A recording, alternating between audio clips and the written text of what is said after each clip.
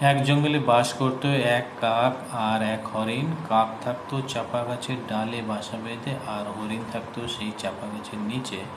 কাক আর হরিণের মধ্যে অনেক দিনের ভাব। কাক সকালবেলা উড়ে গিয়ে খাবার খুঁজতে যেত, আর হরিণ বনের মধ্যে ইচ্ছে মতো ঘুরে ফিরে বনের গাছপাতা খেত। ঘাসপাতা খেয়ে খেয়ে হরিণের চেহারা বেশ নাদুস নুদুস হয়ে উঠেছিল। একদিন হরিণটা এক শেয়ালের চোখে পড়ল।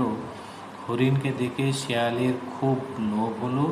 ভাবলো এই নরম মাংস খেতে হবেই, কিন্তু খাবো কেমন করে। সে বুদ্ধি আঁটলো, আগে হরিণের সঙ্গে ভাব জমিয়ে নিই, তাতে তার কাছাকাছি থাকা যাবে। এইভাবে সে হরিণের কাছে গিয়ে বলল, কি গো বন্ধু, কেমন আছো? হরিণ বলল, কে তুমি ভাই? তোমায় তো চিনতে পারলাম না। শিয়াল বলল, আমি এক শিয়াল, এই বনেই থাকি, কিন্তু আমার কোনো বন্ধু নেই। বন্ধু ছাড়া কি বাঁচা যায় বলো? তোমায় দেখে ভাবলাম তোমার সঙ্গে বন্ধুত্ব পাতায়, কি আপত্তি নেই তো? এখন থেকে তুমি আর আমি একসঙ্গে চলাফেরা করব। হরিণ বলল, বেশ তাই হবে। তারপর সন্ধ্যাবেলায় হরিণ আর শিয়াল কাকের সঙ্গে দেখা করতে গেল। কাক হরিণকে বলল, তোমার সঙ্গে ও কে এসেছে?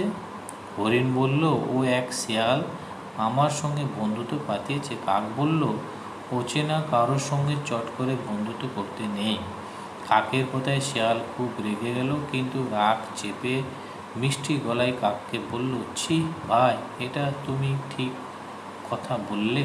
হরিণ যেদিন তোমাকে প্রথম দেখেছিল সেদিন তুমিও তো তার অচেনা ছিলে।